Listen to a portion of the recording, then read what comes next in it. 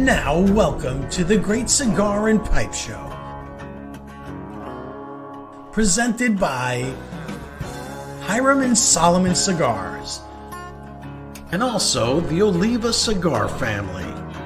Coming to you live from the Corona Cigar Company studios. I am a blues man. I live this life. Well, good evening, everyone, and welcome to another cigar. Great, well, I'm going to say great cigar and pipe show. I'm very, I'm excited because it's my brother Bob's birthday. Here we are already. Alrighty, and right off the bat, everybody, grab your glass and wish my brother Bob a happy birthday and many, many more, big man. Thank you, everybody. Cheers, Thank you. cheers, Thank you. Cheers, cheers. Thank you. But we do have an exciting guest this evening. A guy that Bob and I know for, since at least 2007. And he is a master tobacco blender. And what a wonderful guy. We enjoy him tremendously. And we're going to talk to him about his latest tobacco, which I know Frank put it out there. Yeah, and from can't beyond. wait to try that. From beyond. All of his tobaccos. Exactly. In fact, I'm going to ask him, how many does he have now? Because I've lost count. Yeah, I know. It's amazing. It is amazing how many He's prolific, I like to say. He's prolific. Yeah, you can say that. Why not? And when this cracked, wow, the smell, the aroma was unbelievable. Cracked, like an egg. As Ronnie would try to crack the tin. They cracked the tin. What are you going to do? They crack them outside. When he got home, he said, oh, shit, it's cracked egg. Well, but anyway. When you popped open the tin, let's start there. Yeah. Yes, there we go. Pop open the tin. A little more, proper grammar. You want to go that route? Sure, why not, Kyle? Kyle, how was your trip down, man? How you doing? I'm doing good. The trip down was harrowing and exhausting.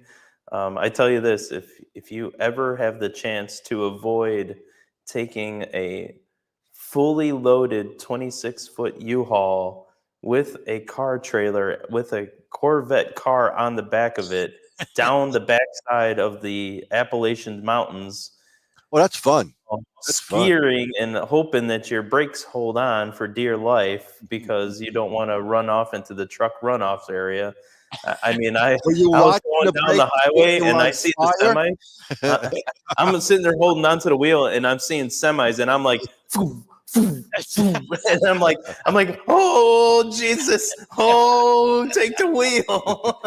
It is nerve-wracking. Even just driving in a car by itself. Yeah. I mean, without all that, it is nerve-wracking. It is. It was. I'm glad I've done it, and that's. I know I've longer never have be to done do that. again. That's it. Exactly. The only time I might have to do it again, but I've already told my brother because he's going to have to move to Florida at some point. I go, if we're doing that, we're going to Louisiana. We're going around the mountains. We're not going through them again. Yeah, no. You know what you should tell him? Do it with Ronnie. Yeah, have Ronnie. Ronnie's never moving, so that it doesn't matter. That's right. I forgot about that. Yep. One of these days, I'm going to surprise you three. I'm telling you. The surprise is you're going to get off that couch. Well, I'm going to be in what, 2 weeks? Or not even. Next week, I'll be off this couch. That's right. Thursday. Next Thursday, I'll see you on that couch, Bob. No, Frank and I are going to Wisconsin. No problem. I'm going to hang out with Lucy and Mary. No problem. It's all good. Hey, everybody, hit the share button, please, and let's get this show out to everybody. And Barry Bones, by the way, is down there on his vacation. He texted me. Did he reach out to you guys today? You want to come hang out tomorrow? But I'm not. I can't. I'm leaving tomorrow. I'm leaving to Jersey tomorrow. I'm going to Jersey. I have a wedding on Thursday, and then we're going to Virginia. Frank, my son, is running in his first marathon. Nice. So I thought he did marathons. He did half marathons. Half, He's okay. been doing halves, but now he trained for a full. So we'll be there for his first Next one is going to be the New York one. Yeah, that'd be cool. That's the next thing he's going to do. Yeah, he's going to do one of those. I'm sure. Yeah. I'm sure he's into it. So God bless him. Nice. I know. You're going to be on the sidelines giving him the hot coffee as he goes by, right? I was never. Seinfeld episode. I remember that one. Oh, that was classic. That really was one of the best there was. Well, good for Frankie. That's exciting. That's exciting. Really good stuff. Yeah. We wish him all the best and to actually finish and a good time too. Yeah. Oh, yeah. Good time. I think he'll do well. He's been training. So yeah. Well, listen, I'm anxious to get the show on the road here. Exactly. I can't wait to get Jeremy out here. Exactly. So why don't we go get him out? We'll first get. Well, hold on. Slow down, birthday boy. Bruce has to go. bathroom. Bruce, how many times have we been doing this, Bob? Yeah. Bob doesn't remember what we do. It's his birthday. You know, he's forgetting things. Jeremy out here. There's a routine, Bob. You got to stick to the routine. Slow down. We'll get there. You don't want life to pass you by so quickly. Sit there. It already has. Hey, it already has. I know it has. Life has gone by pretty quick as far as I'm concerned. He's 71. Whoa, I mean, whoa, my God. The rails a long way. Man. He's down the rails. You got to hop on the rails. I'm about 3/4 of the way there. I'm right there with You're right there. Don't worry about it. Years. What happened to the Who saying, I wish I would die before I get old? You know, and when I'm 64, wow, that seems like it was already a while ago. Hey, well, you talk about people that are old. I watch that Beatles Now and Then little documentary. Unbelievable. Was that? What a fantastic, freaking man. amazing, just to see how they could take his voice and pull it out of an old cassette player. It sounded like shit to start with. It sounded really bad. I mean, but again, it was recorded on cassette. A little thing this big. I mean, I sitting on top of his piano. So, but for them to do that, and Peter Jackson came up with the technology to actually separate the voice, John's voice, from the piano, and do it in a way that cleaned it. Because I think what he did is he took the hours of recording of John's voice and was able to actually pull that and incorporate it with artificial intelligence. Yeah. Oh yeah. Which is unreal. I mean, they basically had the computer analyze his sound and the piano, and the computer was able to separate it all out and just isolate it out. Yep. It's amazing. It sounds like the four of them are in the studio recording it. I mean, it's amazing. Did you order it? To order it? No, it was free on Disney. Exactly. Yeah. That's what I mean. I'm talking about. Did you order the recording? Oh no! I mean, I can listen to it for free whenever I want. That's all right. I ordered it anyway. I have to have it. Bob has to have it. He has to add it. He has to have more things. Of course. It's just more junk. More Bob fucking doesn't junk. have enough shit laying around. He needs another recording. He doesn't know. He puts it on his phone. You could listen to it all anytime. Okay. I listen to it on Underground. Little Steven's playing it at least 10 times a day, but I have to own it as well. I got the double set too. The red vinyl, the blue vinyl. Nice. Oh yeah, I gotta have it, man. All right. Come on, it's the Beatles. Hey. All right, I got you. Bruce Stark wants to know who's getting married. Look at that. Look at the guy. Instead of going to the bathroom, he's worried about who you're gonna go get married there on Thursday. Bruce, just go to the bathroom. We'll tell you. Bruce actually watched the Ed Sullivan show when the Beatles debuted that day. I did too. What are you kidding me? Bruce, you guys are the same age anyway, so what are you gonna do? That's the way it is. Yeah. Let's we've got look at this. We have someone here, I'm going to say Nickel Raghavan. Great to watch.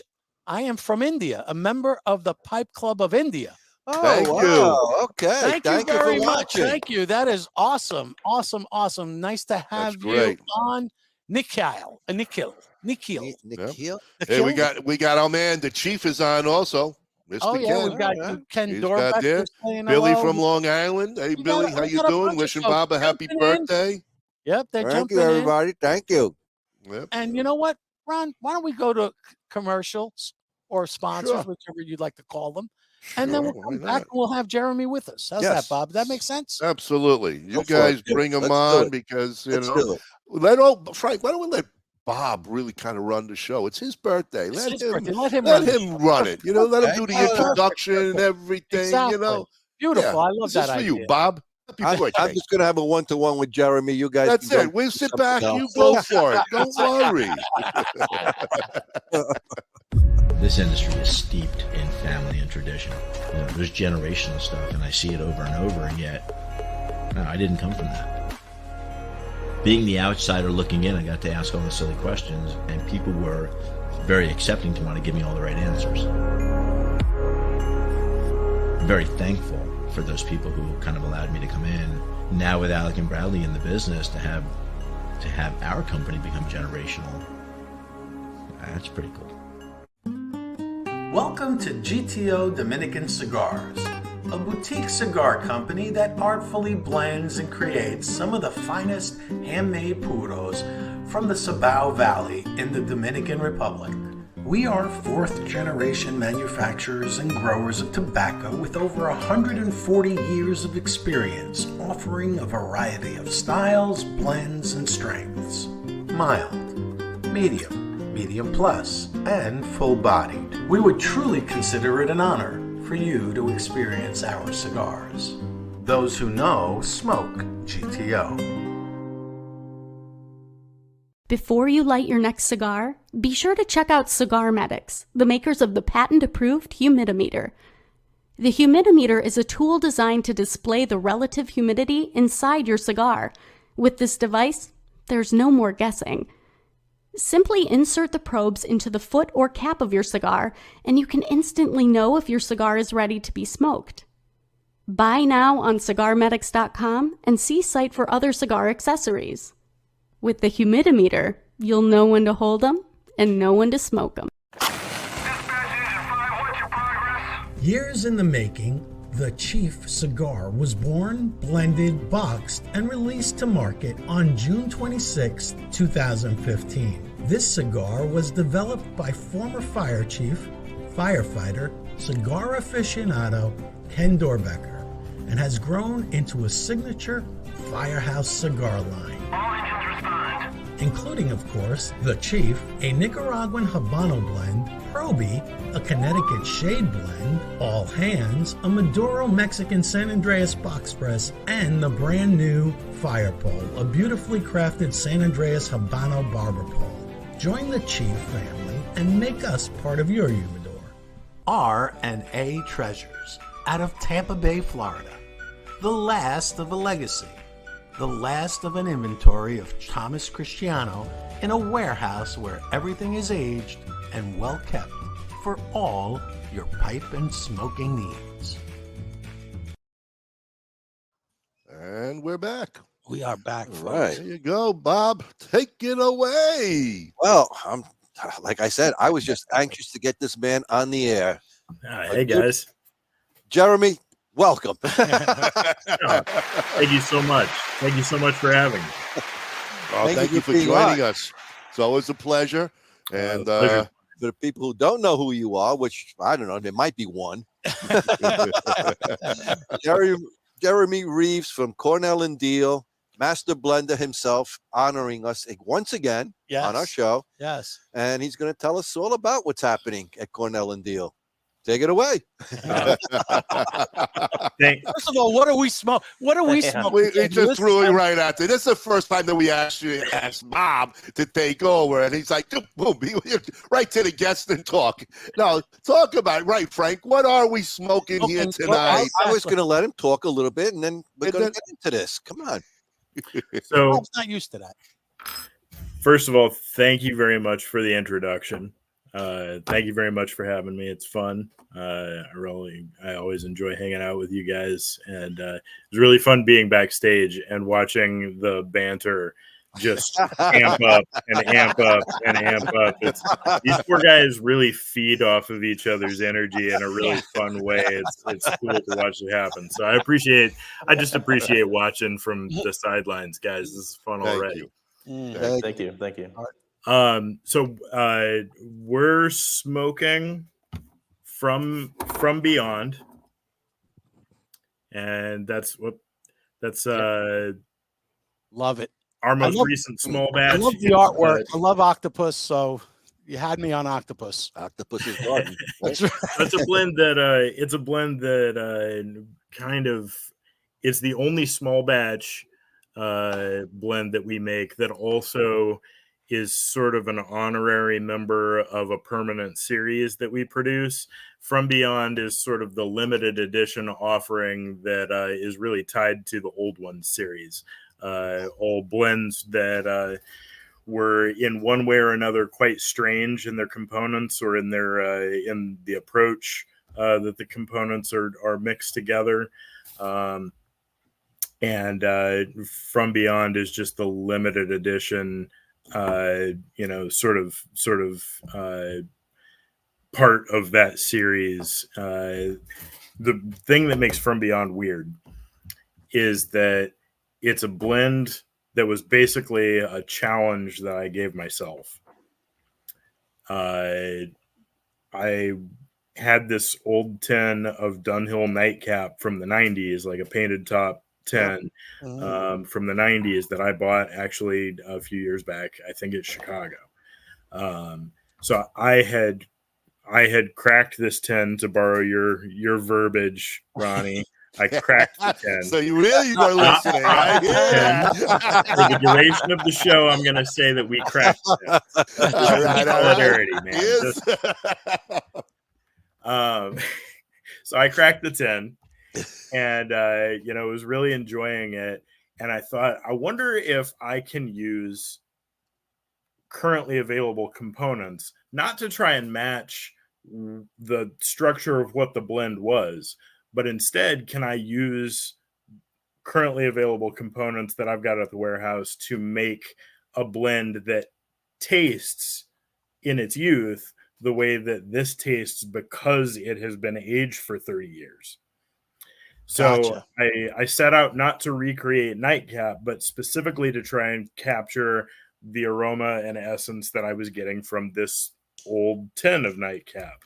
Gotcha. So the components are not probably what, like this with age will not turn into what that was, because in order to get some of these things, I used some components in quantities that I don't think they actually would exist in true Nightcap. In Dunhill's Nightcap, I used a lot more Oriental than I think was in that blend originally.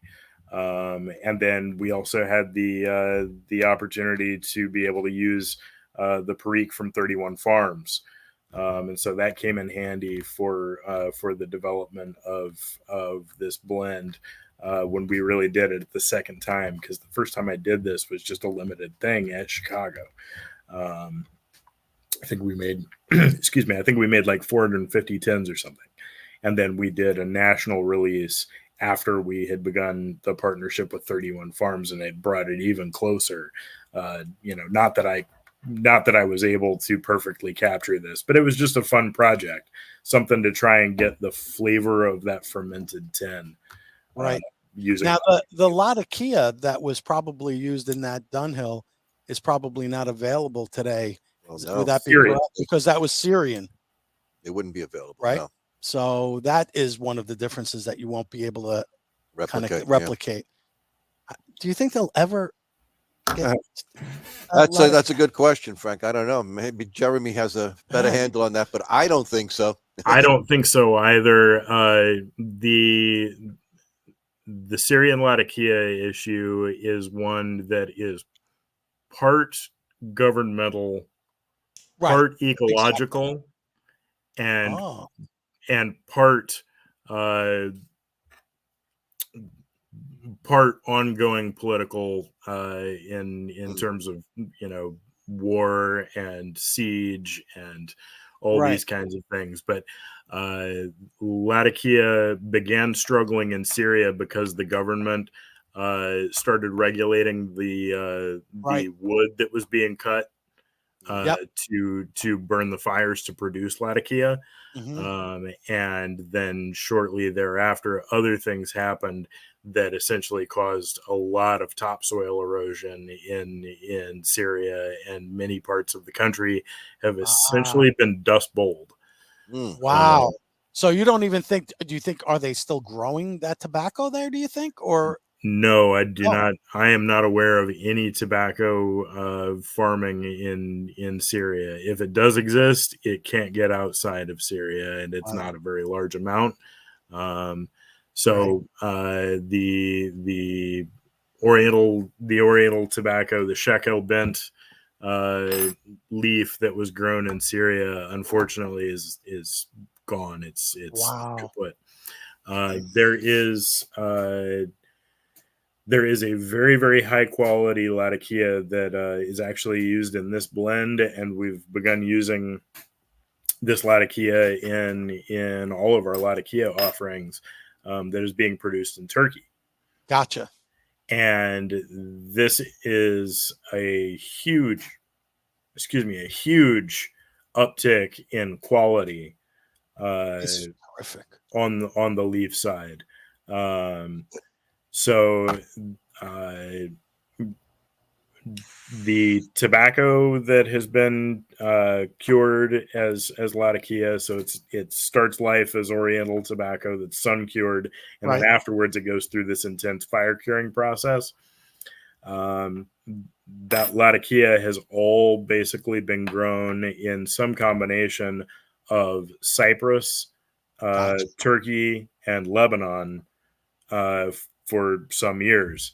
And when one crop was short, they would use a different. And so you have this sort of like herky-jerky supply chain and sort of a ever-evolving kind of crop.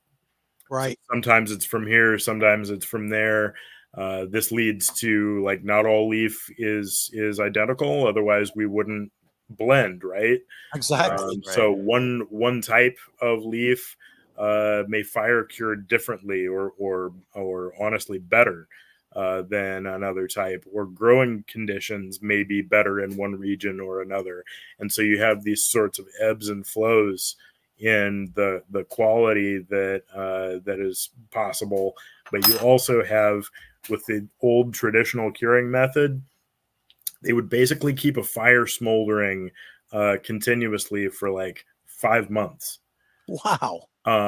Just a really intense amount of time. But part of the reason for that was because the structure that was being used for the fire curing process was not really airtight.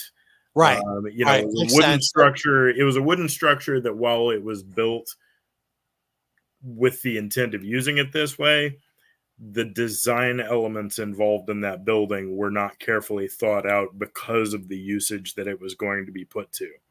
Does that make sense? Yeah, absolutely. And so this company out of Turkey basically saw ways that they could they thought improve on the old method by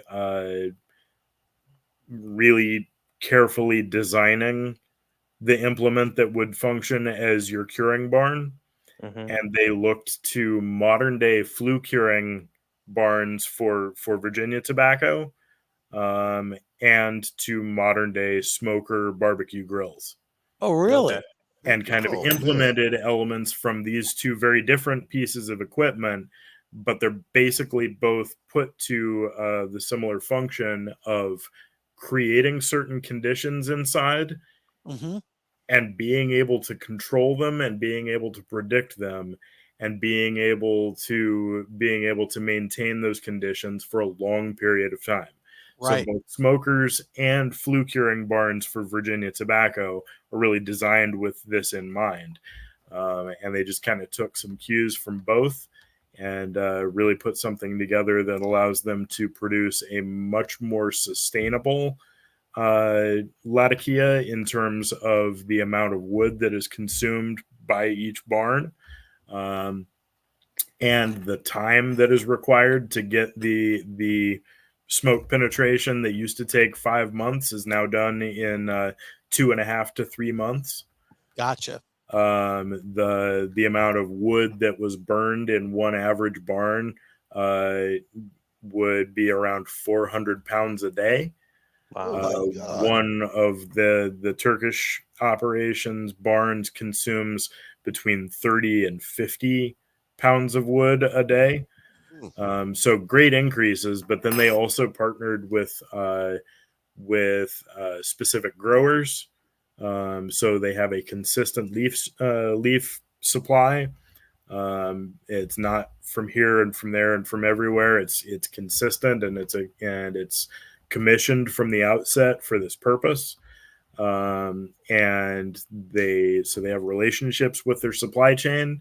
They have relationships with the government around being certified to be able to harvest the wood.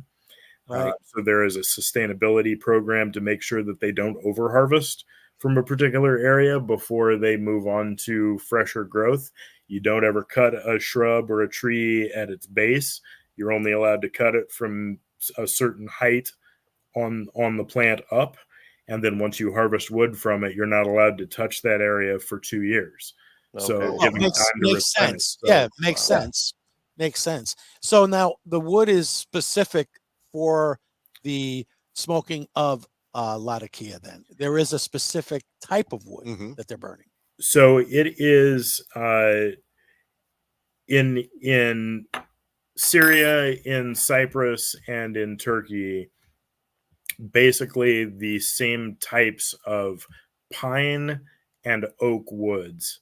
But the shrubs of these have been traditionally used. Gotcha. And then on top of that, aromatic barks and resins and herbs are also mingled with the smoke. Gotcha. So that's where, have you ever noticed that Latakia smells a little bit like frankincense and myrrh? Yes, definitely. Yeah. Definitely. So Well, I was as I'm smoking this, like I'm very much a person that's gonna enjoy like a smoked old fashioned, That's what and this this is is. very That's what this is. reminiscent of Yes. a old smoked old fashioned. You get that Big like time. smoky with like But that sweet. citrus and sweetness that on the sweetness. yeah. This is it's quite delicious actually, and it reminds me of the old Latakia. It's very, very close. I think so too. It's got a really nice sort of wine-like character to it, and a lot of fruitiness and a lot of sweetness and a lot of complexity that I don't find in most of the traditional Latakia of the past 20 years since Syrian has really kind of gone away. You had two blending houses that had a stash of Syrian that they ran out of, and like McClelland, I think in 2018 they used the last of theirs, and then late in 2018 McBaron used the last of theirs. But this is leaf they had been hanging on to for decades at this point. Right. Which that's wonderful. It's great to be able to have leaf that you can age for that long. Yeah. But this was something that they had really stretched in terms of their supply. And this too will end. yes, exactly. So Don't say that. so Frank. not only Don't do I- say that. It won't. No, but I'm just saying from the Syrian. I mean, it had a lifespan. That was it. Now you can't that's right. But So this- I think one of the things that I really appreciate about the Turkish source for Latakia is not only is the tobacco excellent and of superior quality and ease of workability. The leaf comes to us pristine in boxes, almost laid out ornamentally, as opposed to being packed into bales where you've got to go through every piece and make sure that there's nothing that shouldn't be in there. Twine from the burlap, or twine from how it was hung in the barn over the curing process, or sometimes nails or twigs or other things. It's just you had to be really careful going through it. And we still use some of it, and it takes a lot of work to go through that Latakia. And it's so nice to have a box of Latakia that there's nothing in it but tobacco. Nice. And so the quality of the leaf, the quality of the presentation of the leaf, all of the workability aspects are huge. And then on top of it, they've taken steps from the get-go to make sure that this can last. Wow. Great. That's important. Yeah, this is definitely reminding me of old school, and I've been smoking Latakia since 1966, basically, and so I'm very familiar with the old taste. And this is very, very close, man. This is good. Well, thank you. Wow. Yeah. Now, Jeremy, you had said that you have taken inspiration from that nightcap. Where do you normally get like a lot of your inspirations for these blends? Like, what brings this to your forefront? I got to put this together and get this down on paper. How does that process look for you? A lot of the creative process for blends comes from some combination of I'm always looking for tobacco. I'm always looking for tobacco that has a compelling and interesting flavor. And when I find something that's really special, I immediately, find a lot of inspiration from the material itself. What does this really shine at? What makes it not an interesting smoke straight, if that is the case? And then what else can I blend with it that will fill in those gaps and create an interesting and mouth-filling flavor profile? Virginias are sweet, and they focus a lot of attention on the tip of your tongue. If you don't have a nice balance of high sugar bright leaf and lower sugar darker Virginias, then that can become overpowering. Right on the tip of your tongue. And so you need those darker flavors to draw the flavor back into your mouth.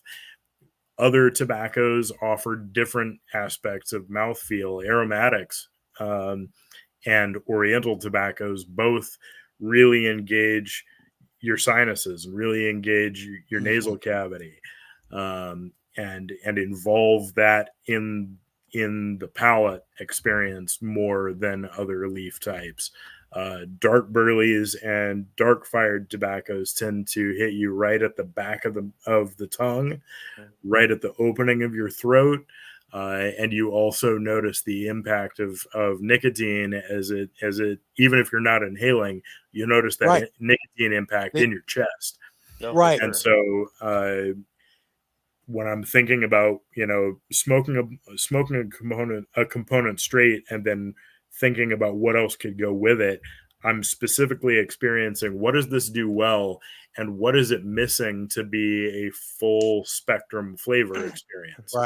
Then that tells me what to add next to try and add those other elements of the flavor spectrum.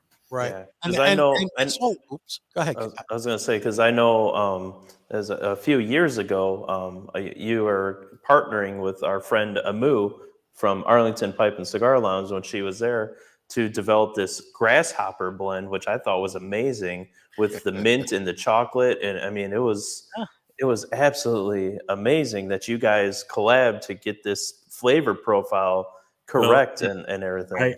I gotta say, it wasn't a true collaboration. This was pretty much me and Amu are close friends.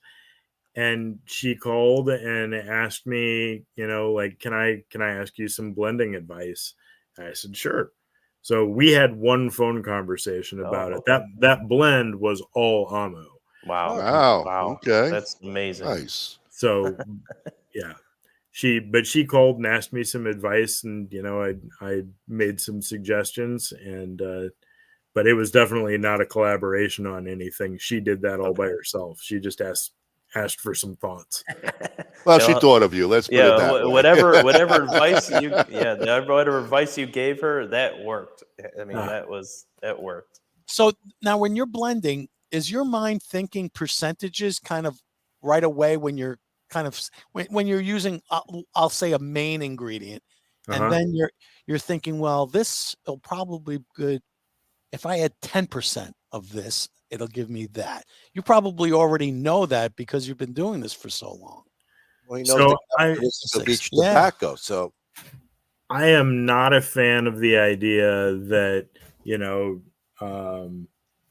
one specific percentage is the perfect place for, you know, this or that component, because every crop is different. Gotcha. So I have to think about, what am I using right now? What am I smoking right now? And where does this fit this time? But that may change over time. You know, what works in one burley at 25 or 50%, you may have another burley that you need to tone that down to, you know, if it was 25 before, you might go up to 30, you might go down to 10, depending on what burley you're working with. And that characteristic at that point with that tobacco. Exactly. And I pictured Jeremy just like my old grandma in the kitchen. There was no recipe. It was like, oh, I got this half paper cup that I added this.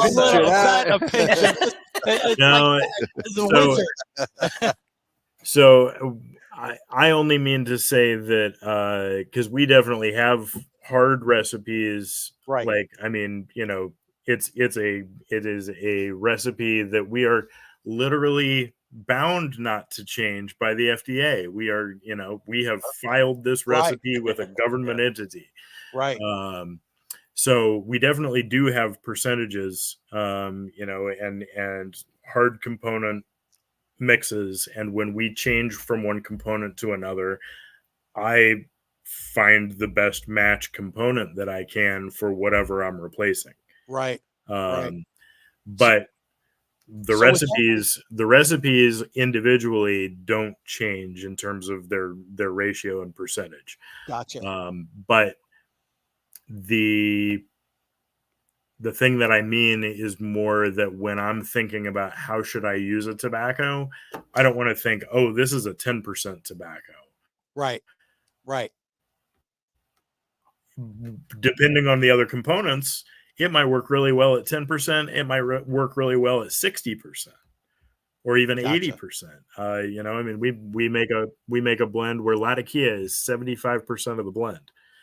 But I think that just the right amount of burley and just a little touch of Virginia still creates a nice round feeling mouth experience and flavor experience. That 75% Latakia, is that nicknamed the Bob blend? Because I think that's right. No, there is a blend called Captain Bob's blend, and that's a different blend. This blend that I'm referring to is Pirate Cake. But from here on out, you know, the FDA allows us to change the names on things. So from here on out, we are going to be changing Pirate Cake to just Bob blend. That's right. Oh, look at that. To differentiate it from Captain Bob's blend. And I'm sorry that we can't give that honorific to you. And that's available by the pound now, right? I think we're paying you for the use of your name. It's low licensing fees. Very low. Frank, make sure you get the spot. Frank, make sure you send them a sponsor email, will you? Let me know before the end of the show. I'll make out a check for sure. I'll get that. I think what there you go. Actually asking, Frank, is like when you're actually making the blend, a new blend, when do you know that's going to be the one you want? It's over. Like it's over. It's like this is the one. This is because I'm sure when you're blending, you probably produce maybe 10 or 20 of that particular blend that you're trying to achieve. So how do you know in your mind, this is the one, this is the one I'm going to package, this is the one I'm going to sell? I have a wonderful company that I work for that has a lot of different kinds of pipe smokers in the staff. A lot of different kinds of thoughts on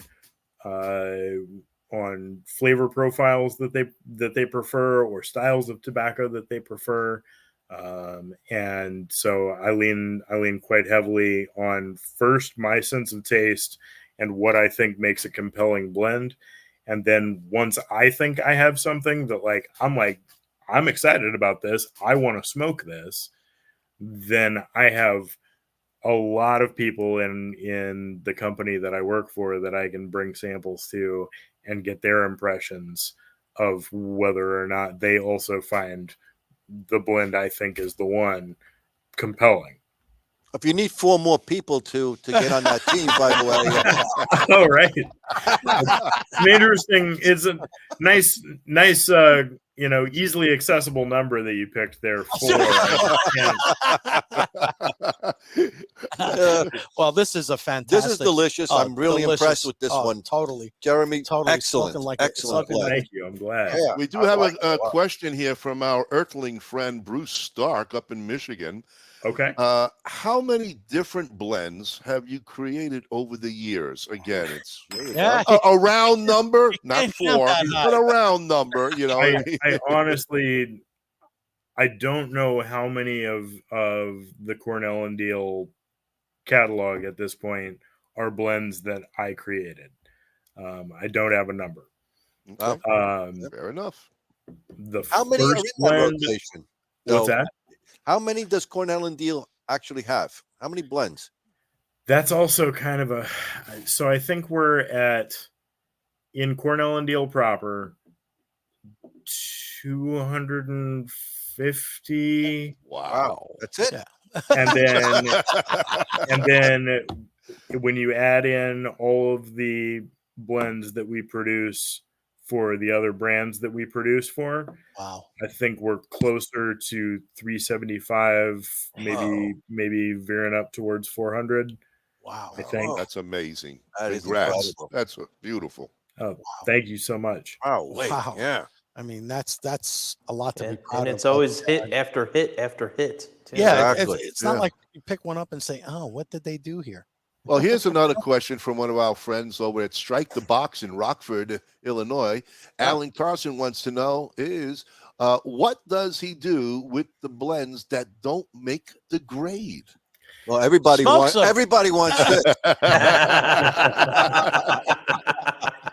So when I'm developing a blend, I tend to work in pretty small batches. Makes sense. So I do a lot of blending enough for 2 or 3 pipefuls. Oh, okay. And once I find something that, all right, I've really got these components balanced and this mixture in very precise measurements works well for 2 or 3 pipefuls, then if it's a loose mixture, we'll make up a pound of it.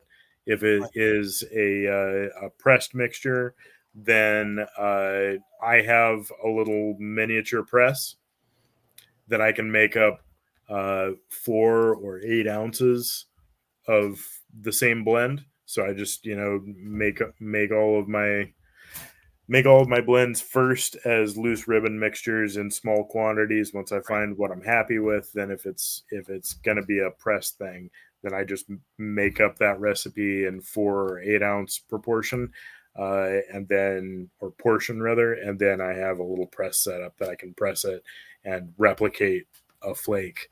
Gotcha. So there's not really a lot produced of any given version of a blend. Right. We're Makes working sense. with small quantities and Right. trying to find the thing that's working. And then once we ways. find the thing that's working, then we make a larger batch to see how it works in volume. Right. When you do a press, how long does it usually sit in that press? It depends on the blend. Some things sit for 4 days, some things sit for 7 days, some things sit for 14 days.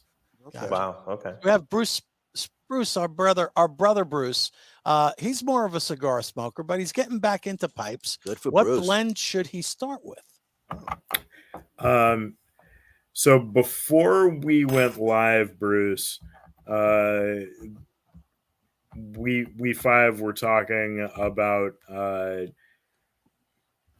the place that Latakia kind of has in each of our rotations, and one of the things that I mentioned was that I think that for a young pipe smoker like I was 20 years ago, that I found Latakia mixtures to be really, really forgiving.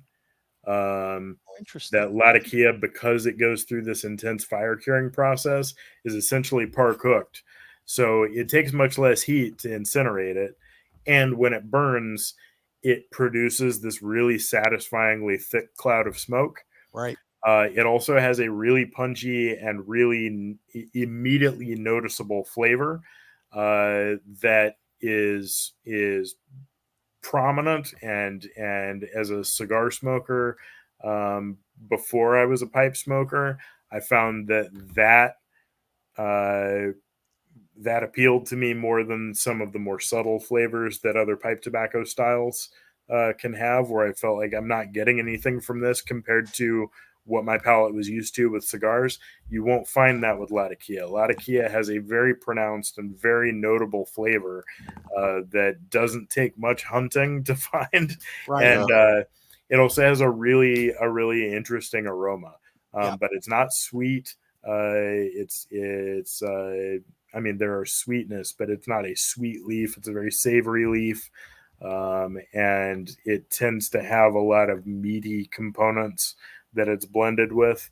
So I think that there's a lot for a cigar smoker to appreciate early on in their pipe smoking, especially with Latakia blends. Yeah. Gotcha. Yeah. Very nice. Makes sense. Good. Totally. Yeah, we got a few people. Joshua Reeves likes to make his own, he says, plum cake, just so he can say that he did it. So people are experimenting out there. Bruce says, thank you, by the way, for that explanation. My pleasure. There you go. All righty. Perfect. I tell you what, folks, we got a lot of good questions coming in. And why don't we just go take a break at this point? And the rest of you listeners, please keep asking some great questions that you got going on. And hit the share button, like Ronnie always says. Yeah. It's always nice to share, even Hit if the it's share. Better late to share than never. Absolutely. So, Frank, why don't you take it away to our sponsors? And folks, keep writing them all up. And Mr. Soto, it was a pleasure meeting you the other night at Chaz. Looking forward to grabbing a smoke with you again. Another day in paradise, slanging cigars. Howard G Cigars is a dynamic new cigar brand grown from a love for cigar culture and a respect for the artisanship behind the craft. We are a minority-owned family business based in Orlando, Florida. Our current collection delivers 3 exclusive lines: the Black Moses, Magic Stick, All Pro Series featuring Leon Searcy's signature cigar and Ike Taylor's one-of-a-kind, and the newly released Perfect Round featuring 18 cigars, a front 9 and a back 9. Visit our website at www.howardgcigars.com. You can find a full list of our retail partners there too. Thank you for making us part of your humidor. DAV Cigars out of New York. Decades of experience combined with true love and deep understanding of cigars result in the highest of standard of each DAV hand-rolled cigar. This is Phil Morgan, General Manager of Missouri Meerschaum Corncob Pipes in Washington, Missouri. Our mission since 1869 has been to produce great smoking pipes that anyone can afford. We guarantee our pipes won't be your most expensive, but they just might be the ones you smoke the most. At Missouri Meerschaum Company, we don't just sell our corncob pipes, we grow them, make them, and smoke them. Missouri Meerschaum, Washington, Missouri, since 1869. Loyalty, passion, courage. These are the founding principles of K by Karen Berger Cigars. The Maduro, the Habano, and the newly rated 93 by Cigar Journal Connecticut. Do yourself a favor and check out this wonderful line of cigars that come from a completely linear company from seed to your hands. Blue Smoke Atlanta is the vision of Robin Blue, founder and CEO, and represents an award-winning luxury smoking accessory line based in Atlanta and sold worldwide. Since 2019, Blue Smoke Atlanta's goal was to redefine traditional smoking accessories into a timeless collection of exquisitely handcrafted luxury products to include cigar pokers, cannabis clips, jewelry, and other awesome things. For an elevated smoking experience, visit us at www.bluesmokeatl.com. At Mountain Smoke Premium Tobacco, we specialize solely in the finest hand-rolled, craft, and boutique cigars on the market. Mountain Smoke Premium Tobacco is sure to have something that will excite you. Shop our online humidor at www.mountainsmokewv.com. A family of 4 generations in tobacco. It started in Odense, Denmark, 141 years ago, 1882, with a factory and a retail store by Eric Peter Stogies. 4th Generation is a premium quality brand consisting of a selection of tin and loose tobaccos made in Denmark, pipes made of the finest quality briar, and superior accessories from leather goods, lighters, and pipe tools. The selection of 4th Generation products are available in premium pipe and cigar stores in the US and many European countries. Check out 4thGenPipeTobacco.com. And we're back. Yeah, we were just Frank and I were just sitting here saying, I can't believe how much salivation this tobacco is causing. Oh, wow. I mean, I feel like I'm drooling. Yes. Yeah. Excellent. Wow. Thank you. That's awesome to hear. All right, good. Just reading a lot of people on YouTube answering. Joshua's on there, and good breakdown. So sorry, I was just looking at all the YouTube comments. Thanks, guys, for following. Appreciate Josh was commenting. He's looking for a pipe like this. This actually is from Missouri Meerschaum. This is part of their higher end pipe collection, but the acrylic on this, I picked this up. It's beautiful. That's really nice. I actually got this at the Chicago Pipe Show this past year. So if you're looking for it, Josh, check out Missouri Meerschaum. Good really, read in there, by really the way. like that you committed to the color scheme of From Beyond with your pipe, though. Right. He did. He totally committed. He was. Yep. Maybe he's in the painting business. I don't know. You know, he knows well. Damn it, Ronnie. Now I got to move again. I was in Witzeg about this. Yeah. Oh, good. Move again. Yeah, come back up north. Don't worry about it. That'll be the day. So we mentioned about the Chicago Pipe Show you did. So that's a good segue for me. Everybody who is listening, Jeremy will be at the Chicago Pipe Show, International Pipe Show, that is, on in April 10th through the 14th. Mm-hmm. So please make your way. Go online, Chicago Pipe Show, and book your room and take a look for a fantastic international show. It is the largest in the world, and we've got a lot of new things going to be happening this year, and it's going to be very exciting. And come meet Jeremy himself, and maybe he'll sign an autograph or something like that, and you can get pipes. I'm right now smoking a Danny Boy pipe that was sent to us from Carol that we had on a show last week. And you can get this fantastic tobacco that we're talking about. And we're pretty excited about it, Jeremy. I'm looking really forward to seeing you in 163 more days and counting. Down the days.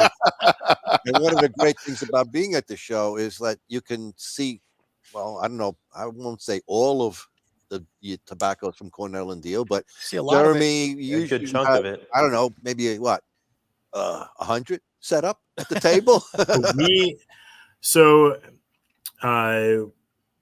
This is wholly dependent in Chicago on what Arlington Pipe Shop wants to bring.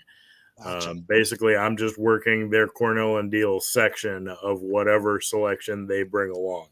Gotcha. Okay. So, when we do this with other retailers at other shows, what we bring varies greatly based on what they want to sell. So, gotcha. Makes sense. Well, in the past, I know you've had Gotcha. 3 or 4 banquet tables. Oh yes, absolutely. And they're tiered. At Pheasant Run, the last row 3 was hours. all them.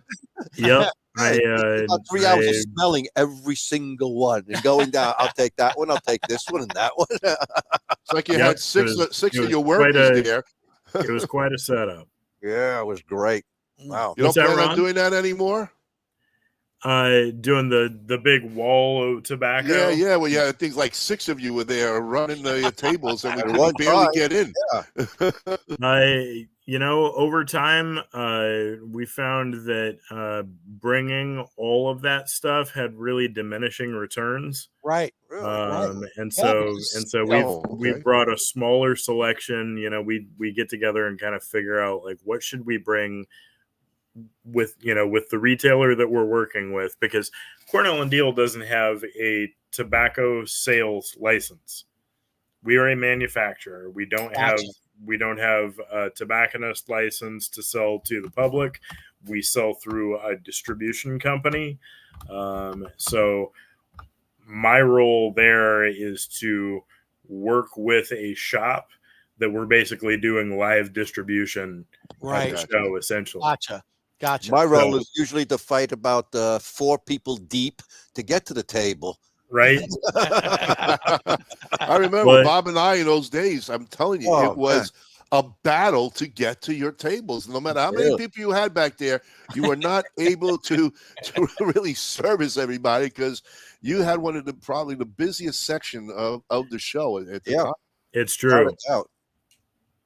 It's true. Jeremy, if people can't find Cornell and Diehl at their local brick and mortar, obviously they want to go to them and ask them to bring it in.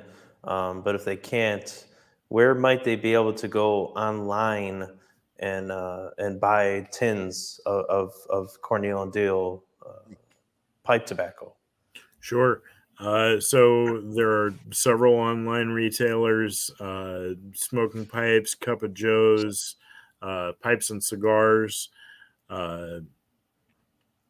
Four Noggins, Tobacco Pipes. I feel like there's somebody I'm missing.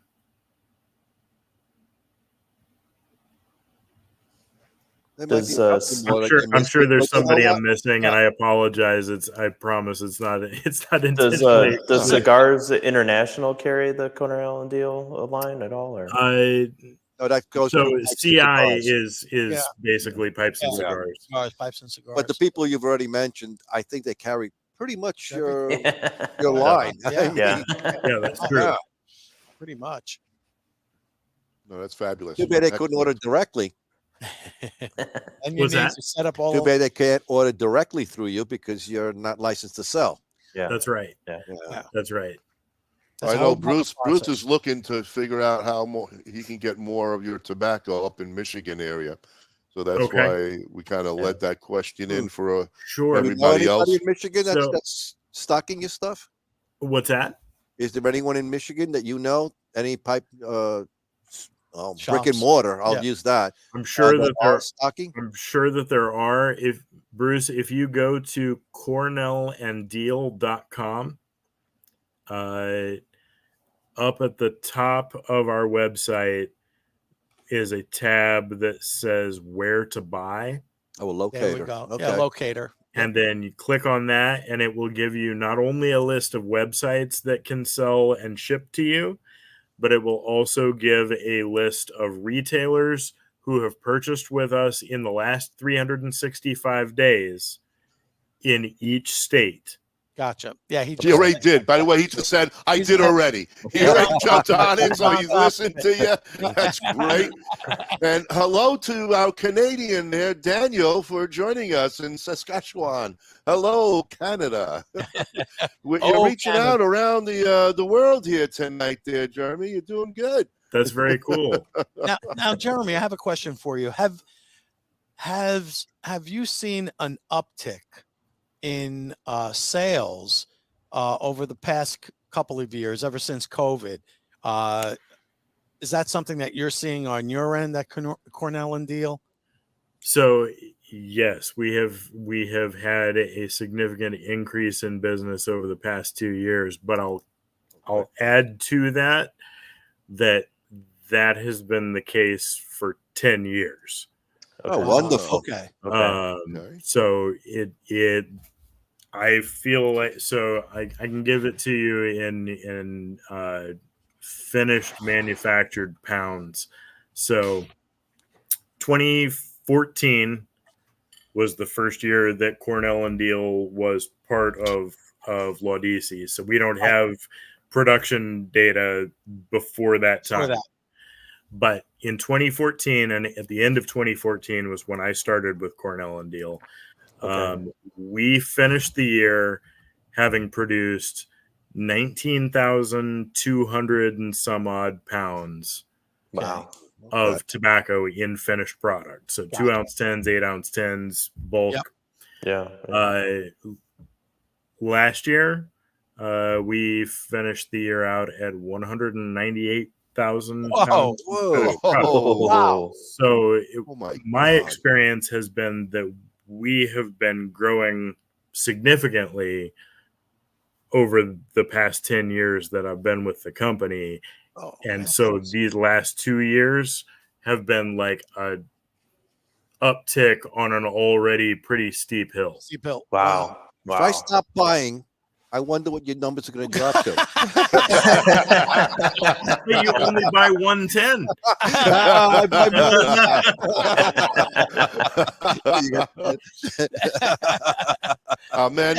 Our chief cigar guy, Ken Dorpacker, said, well done. He has his own cigar line, and he's listening, and he wants to give you congrats on that. Oh, thank you so much. It's, Cornell Diehl has always been a team of folks, and while I'm the most public face, and I'm responsible for buying the tobaccos that we use, this is not a one-man show and never has been, and that predates me back when Craig and Patty were running things. Cornell Diehl has always appealed to me because it's made by people. And family business. The product is hand blended. We're not a big mechanized mechanic line. We are a group of people. When I started with Cornell Diehl in Morganton, we had seven people. When we moved to Longs, we had a skeleton crew as we were building our new staff, because everybody from Morganton that was with the company had the opportunity to move with the company. And everyone decided they wanted to stay in Morganton. But from the beginning, when the sale took place, Cornell Diehl knew they were going to be moving. The company would be moving to join the rest of Lotus in Longs.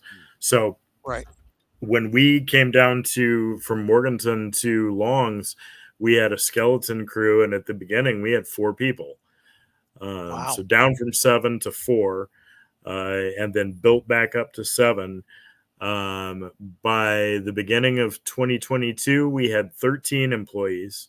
So from 2014 to 2022, doubling in number of people.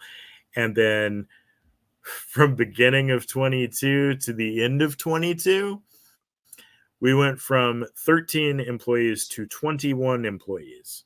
Wow. Awesome. Wow. Congratulations. Wow. So it's fantastic.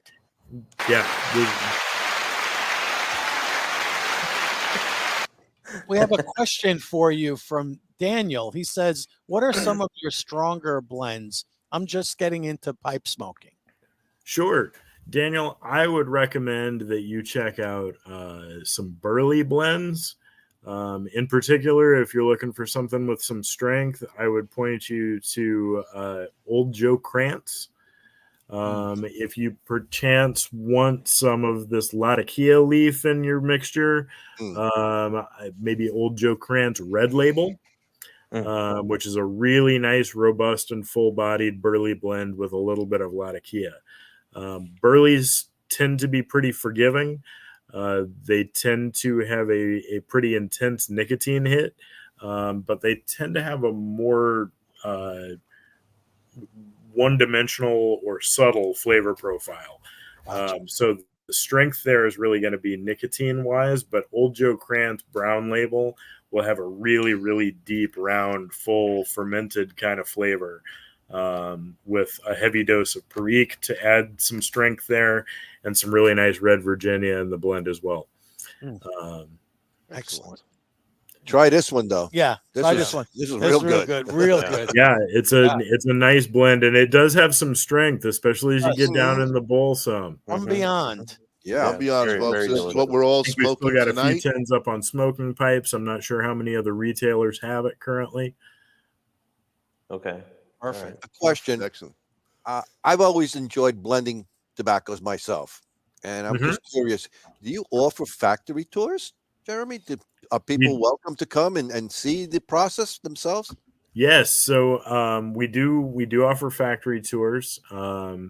And my only request is that if you want to come and see us, please email info@cornellanddeal.com. And I'm the only person that mans that email account. So I will see your email. Let me know when you're thinking of being in our area, and let me see what we can put together for you. If we can make it work, we love to do factory tours. There's 4 chooches right here that want to come to the factory. And there's that number again. 4. It keeps coming up. Yeah, please come out, guys. Do a podcast. So, yeah, that'd be great. A whole live show on that. You're up to something like that. That'd be great. So on something like that, just shoot me an email well in advance so that I can be sure that my schedule will be cleared for that time. One of the things that is a reality for me is quite a bit of travel. But yeah, if you guys wanted to come out and shoot something, that would be fantastic. I have to ask because one of the chooches has a regular corporate job. So would a Saturday be possible? So this way it has to take a day off and use a vacation day. So we do not operate in the factory on Saturdays. Too bad, Kyle. Sorry, Kyle. I tried. Kyle, I tried. You might have to take a Friday off. On a Saturday, it's fine. On a Saturday, I could give you maybe what we could call like a dry tour. No, I want to see. So there's nothing actually taking place. But you could see the space, and you could see all the tobacco, and you could see the equipment and all these things. But if you come Monday through Thursday from say around 8 o'clock in the morning, anywhere to 4 o'clock in the afternoon, there will be things happening in our factory. Nice. It's all right. My vacation resets January 1st, so I got plenty of time. Perfect. Well, let me ask you, on Mondays, there's a lot of vacation. There's a lot of holidays on Mondays. Do you guys actually shut down for those holidays, or do you guys work? If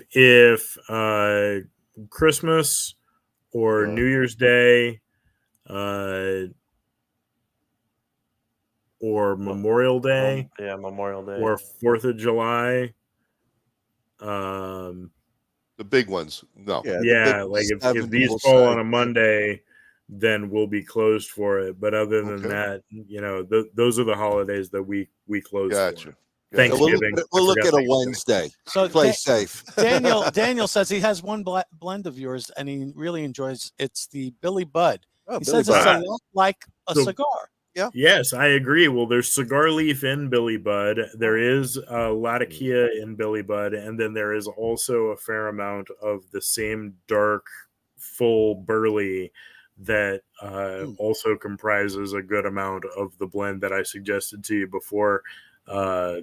Old Joe Krantz, the original brown label, Old Joe Krantz. Bob, that's right up your alley. It makes sense to me that you like Billy Bud for those reasons if you're looking for something strong, and that makes me all the more sure that you're going to really like Old Joe Krantz red label, and you should also try the brown label.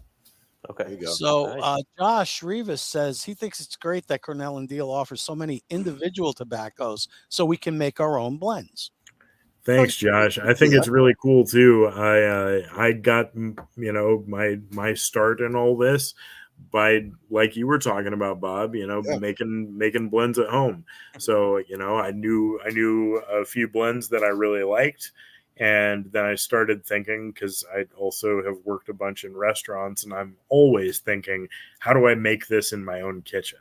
Yeah. Right. You know, anytime that I eat something, Sure. I'm like, how do I replicate this, or what could I do different to fix this or that thing that I you know, whatever issue I take with it or whatever. And so it was only natural for me to want to do the same thing with pipe tobacco that I enjoyed. And so I started. And I was also a cigar smoker. So I started using cigars that I liked, cutting them open and breaking apart, you know, keep the wrapper separate from the binder and from the fillers, and learn about everything that was in the filler tobacco, and then like select based on color. Right. You know, and chop these things up and then use them as blending components for the pipe, and then started adding other pipe tobacco blending components, burley and latakia and perique, and so that's really where I first started messing around with blending tobacco. Right. And so, you know, for me, it's important. It's an important part of the hobby, because it's an important part of understanding what you're enjoying about a blend, right, to understand what the leaf that makes that blend up tastes like on its own. You'll get more appreciation out of what that blend is made of and what that blend is offering if you understand the components. And so blending is a great way to really familiarize yourself with the kinds of flavors you can get from Virginia, the kinds of flavors you can get from burley or latakia or oriental or perique. And to really understand these components more, then you will begin to detect them where you may not have before when you go back to smoking manufactured blends.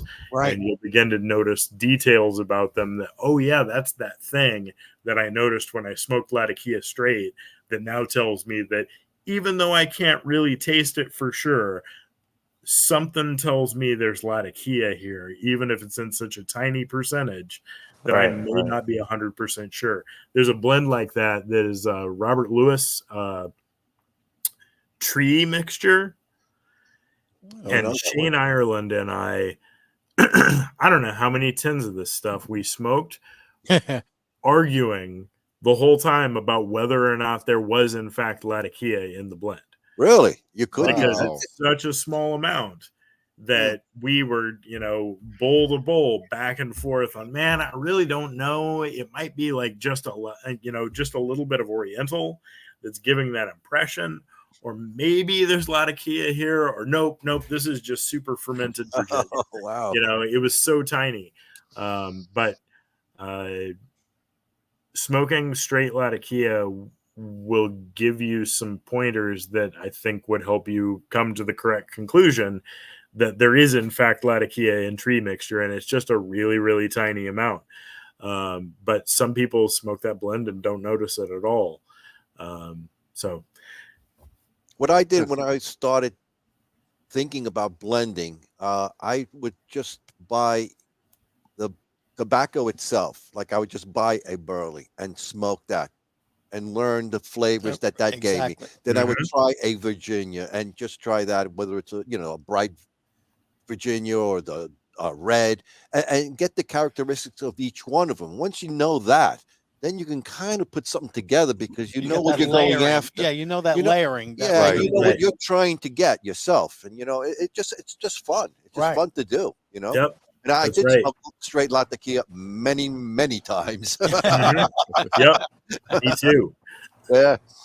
Yeah, like Joe Gulino says, the same process applies to whiskey blending too. Yeah, absolutely, all together. Nice, absolutely, right.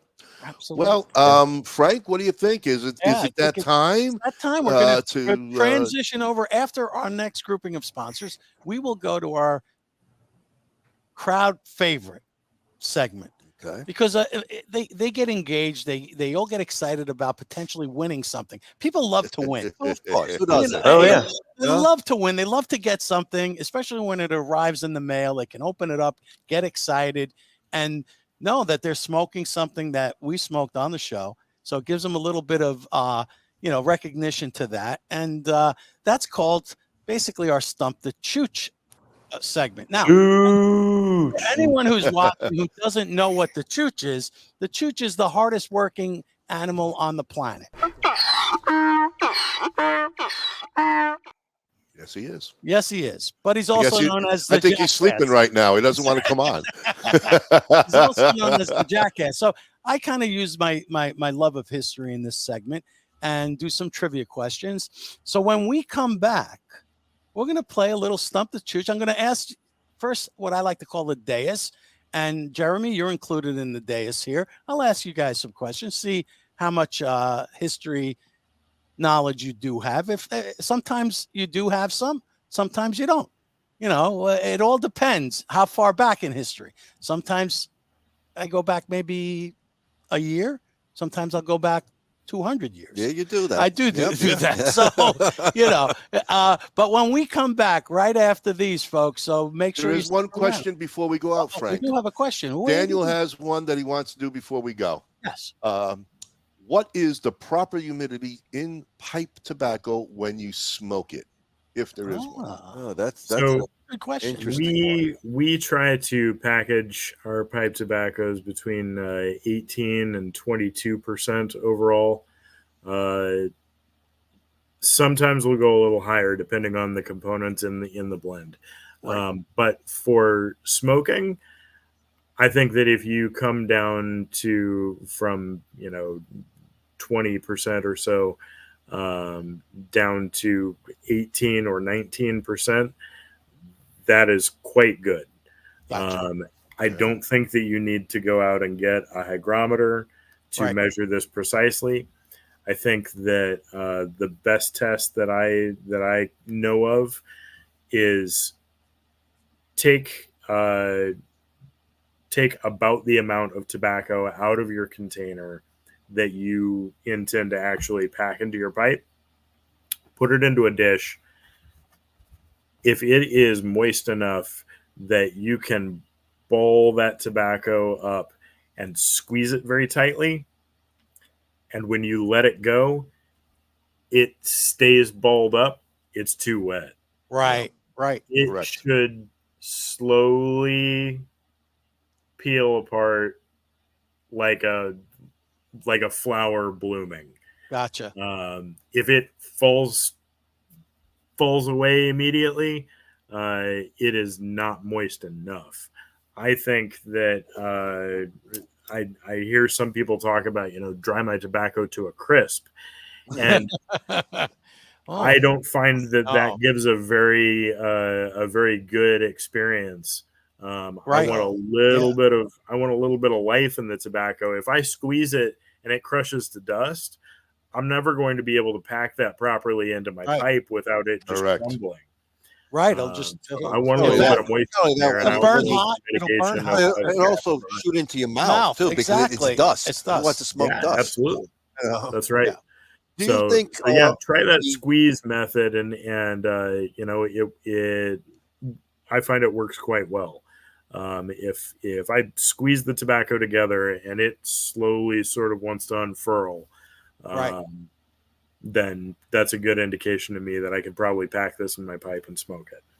Jeremy, would aromatics be a little bit more on the moist side? That is correct. And depending on the ingredients that are used to make it an aromatic, if you've got a lot of propylene glycol on there, you may have to take more time to dry this down, because the function that propylene glycol serves is to absorb moisture from the air around it. Right. So it can take some time if there's a lot of propylene glycol added to the blend. It can take some time for it to dry down, and that's also a good way of knowing, there must be some sort of artificial humectant used here in a large quantity. The majority of our humectant is water. We use a small amount of propylene glycol to give our water a little bit of sticking power, but we use primarily water as our humectant. So it dries relatively quickly, and there is just a little bit of propylene glycol that is used to basically help to give you some buffer from drying your tobacco so dry that it crushes to dust. But Right. it's not a lot used, and it will dry down to a crisp if you let it. Right. I know I've had some aromatics where I Oh, grab it and it's like syrupy. And it's wet. Your fingers are actually wet. It's like really gross. Like what the hell did they put in this thing? You know, especially with these heavy flavored ones. Right. Oh, God knows what they're dousing it with. You know. That's right. Yeah, really. All right. So you go into your segment then? Yeah, we're going to be right back right after these words. Okay. Got it. Cigar in the Bottle is 2 palate-pleasing gifts in 1. A specially blended Grand Palmier XS VSOP cognac is elegantly contained in patented numbered bottles. Winner of back-to-back-to-back-to-back medals at the LA Spirits Awards, Cigar in the Bottle inventor Forbidden Johnny teams up with Vartan and Hendrik Kellner for this custom-blended Vartan Reserva cigar, well-preserved in a hand-blown glass chamber featuring Bovita 2-way humidification. At Norwood Royal Cigars, we have the biggest walk-in humidor in the Midwest. Our 1,500 square foot humidor is home to almost 4,000 different cigars that will meet the need of any cigar enthusiast.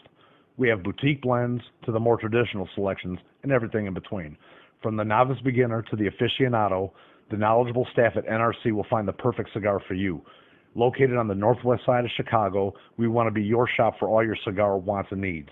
As always, at Norwood Royal Cigars, light it, smoke it, love it. Experience the magic of Rockefeller Cigars today. With 11 years steeped in tradition, passion, and mystery of the leaf, Rockefeller has a cigar just for you. Be like the greatest magicians and make Rockefeller Cigars appear in your lineup with any of our 4 lines. The Nicaraguan, the Dominican Blue, the Vintage Gold, and our new LE, the Art of Magic. Over the Rhine Premium Cigars is located in the heart of Cincinnati, 50 yards south of historic Findlay Market. We offer both known brands and the finest boutique cigars available. Feel free to bring your favorite beverage and relax in Dude Daycare, where dudes of all genders are welcome. We look forward to serving you at Over the Rhine Premium Cigars. And we are a proud member of the Boutique Cigar Association. All begins at the very first climate-controlled Rodriguez Olivan cigar factory located in the Dominican Republic. Our 2 major brands include Don Olivan, which are boutique cigars suited for that individual who takes great pride in something unique. BAMF is our armed forces cigars designed for that badass mother effer. Not only are you smoking a great premium cigar, a percentage of the proceeds is donated to our heroic men and women in uniform.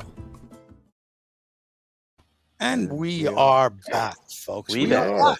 We are back. We made it back. And I'm just so enjoying this. I almost didn't want to come back. I was like, I'd rather smoke. Yeah. This is what we're smoking here tonight, folks. Yep. This is unbelievable. Yep. Unbelievable. So for tonight's highly recommended gift-aways, as Ronnie liked to put it. Ronnie, show us what the... Well, you know, it is a pipe deal, and I seem like a lot of people want to get into pipes. Yes. So what I'm going to do is not one, but we're going to have 2. We got from our good friends, RNA Treasures. Beautiful. We got brand new pipes here. Very nice. All right. These are really good stuff. Brand new from RNA Treasure in Tampa, Florida. So we're going to have 2 pipes. Nice. We're going to get somebody set up tonight. You know, if they, so if they're into pipes or they want to get into it, we'll get them a little starter kit. And, you know, we're going to have a little... brand new tapper. So you got everything there. A little tool there. Check tool. Just, there you go. And it comes in its own plastic. I just opened it up. All right. You know, that's not the one you've been using for the past 2 years, right? Used. It wasn't a No. Took a Brillo and cleaned it up. And some pipe cleaners. You got a pipe cleaner. You got to keep your pipes nice and clean. Yep. And we got from our good friends Oliva. We're going to have a nice soft, and of course it's not, I didn't put it in there, but this is a lighter So And you're going to and have a pen. nice. It's a pen and It's a a lighter. pen, and it has a cool. lighter in It's it. beautiful It's little a lighter. I know. soft flame Yep. for you to write your tobacco with. It is and not light soft with flame, Ronnie. No, No, it's it's It's not. not a. It's a Ronnie butane. doesn't know what he Okay. talks It's a about. Well, butane I don't flame. have it, so I thought it was. So whatever. But you're going to get a lighter, okay? get a lighter You're going and to a get a pen. lighter. You're going to get pipe cleaners. You're going to get 2 pipes and a tool. So Yeah. you got ready for you to get started in your pipe smoking habit. I hope. That's very nice. And Very Now nice. the only thing they need is tobacco. Yes. We have to talk to somebody. We talk to We know a guy. We might know a guy for that. I could have made arrangements for that had I known. Well, I mean, if possible, someone in the shop might be able to come up with a little tin of something. A tin of something. tin of something, maybe. I don't know. Not to put you on the spot, but just saying. I'm sure we can put something together. I think so. All right. Perfect. So whoever wins tonight, we'll definitely send you the name and the address, and they are on their way to becoming smoking pipe in another If beautiful they are a community. pipe smoker, they'll have more pipes. to Absolutely. smoke. More pipes. Yeah, They never more have enough pipes. pipes. No. Ask never. Bob. He's got Absolutely. 900 We'll of get that them. added in. Yeah, and again, Chicago International Pipe Show, folks. You get to see Jeremy in person, and that's April 10th through April 14th at the Chicago Hyatt Regency Hotel. Book your rooms now, and we're going to have a 4,000 square foot tent right outside the hotel itself. We're going to have pipe making seminars. So if you want to make a pipe, you better sign up really quickly. There's only 20 openings for that. All right. And maybe there might be someone talking about pipe tobacco blending. I don't know who, but somebody could be talking, and you'll have to go to a seminar and actually see the wizard at work. So we're going to have that. And then we're also going to have 2 wonderful club members, Al Shore and Dino, and they're going to talk about the Sherlock Holmes connection to the pipe world. And then Fred Hanna is going to be talking about what is it, what's he going to call? Kyle, help me a little bit. He was at the show last year. The benefits of nicotine. Okay, we're going to talk about that. We're also going to have our good friend Ish from BAMF Cigars. They'll be doing a cigar rolling seminar. So if you wanted to roll cigars, Cool. you got to sign up, and you can roll cigars with the master Ish himself showing you how to do it. And then we some other things. That's a very small taste of what's going on. Might even have a cigar mobile cigar lounge will be parked right next door to our 4,000 square foot tent. We got the slow smoking contest, and we have the fast smoking contest. I could probably win the fast. You definitely. You are. You're a vacuum, Frank. You're a Hello, vacuum.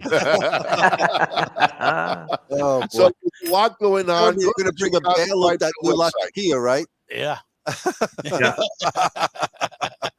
When is the pipe show? Bruce, it is April 10th through April 14th, 2024.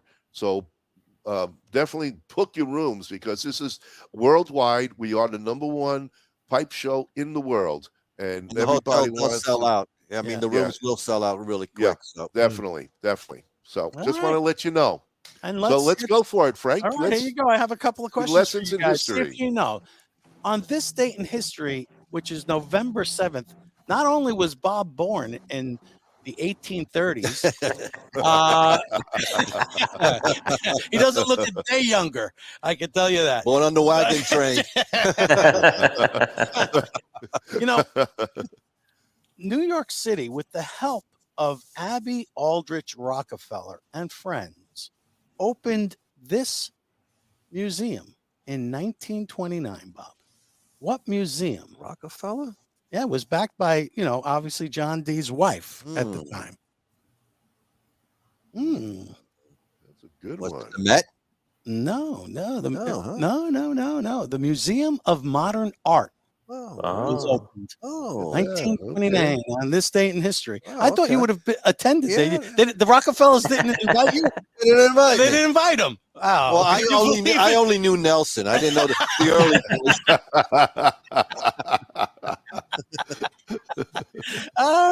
Here's a good one. On November 7th, 2014, two wealthy fans paid $300,000 to eat lasagna with this worldwide musical.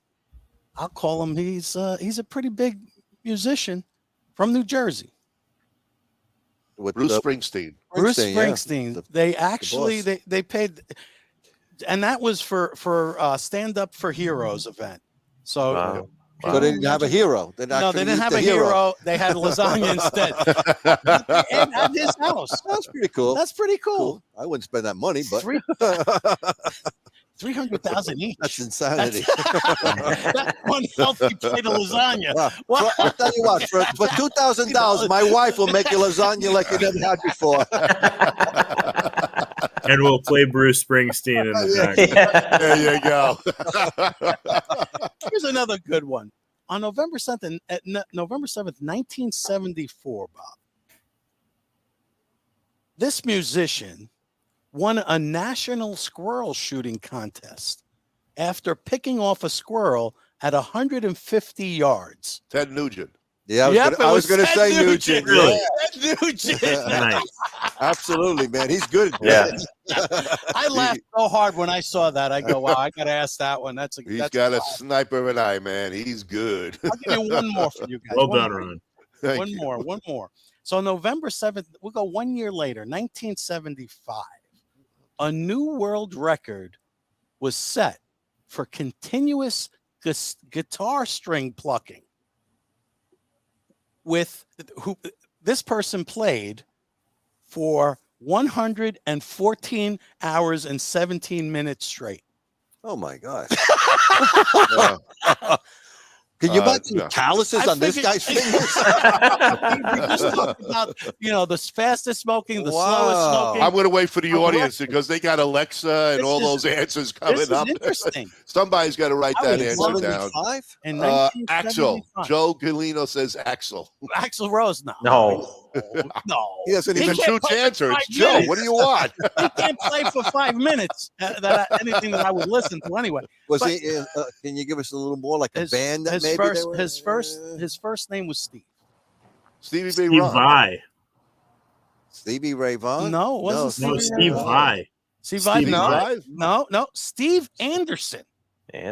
Steve Anderson played for 104. But first of all, who compels somebody to do that? Cocaine. Just to be in the Guinness World. A lot of coke.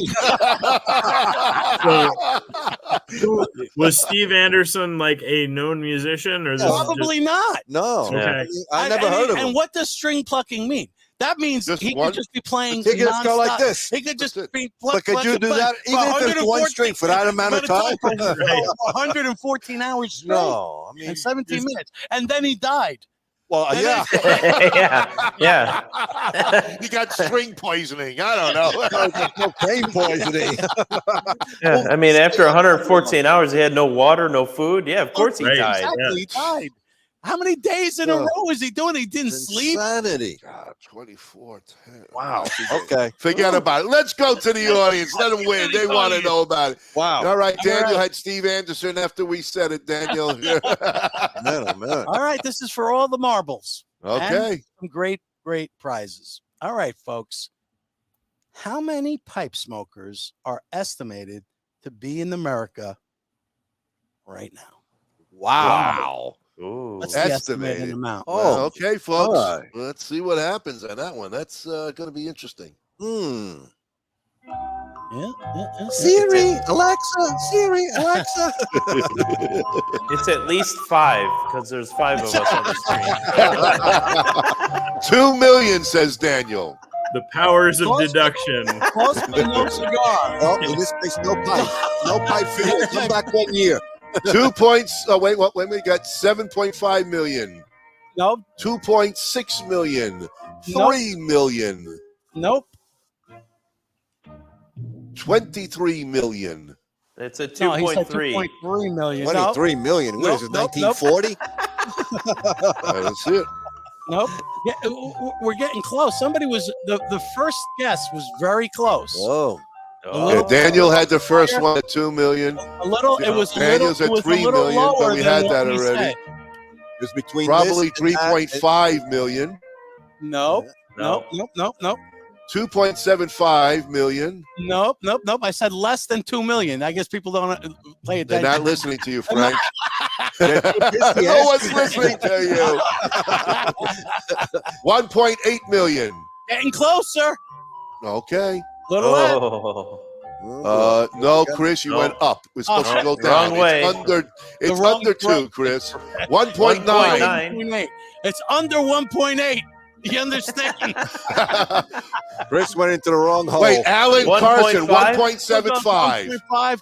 It was 1.6 million. Chris finally got it. He must have been reading my mind. There it is. Chris, all right. Chris won is again. 2 weeks in a row. Wow, 2 weeks in a row. Yes, Wow. congrats. Chris, Nice. 1.6 million. Wow. Nicely done. Wow. And again, that's an estimate. It could be Of closer course, to it's 2 probably million. more, I would When was say. that estimate done? When was it done? Yeah. Well, whenever I looked it up. Congratulations, Chris. I have your information. You're going to get started big time here. Wow. That's great. Well, Great. we have to add one more because we have a Chris, winner tonight. That's right. So yeah, Chris you gets got- so it's 1.6 million point 0.00001. Chris goes, I'm trying to give everyone a chance. I even went higher. Well, Chris, you did give everybody a chance and you still won. So congratulations.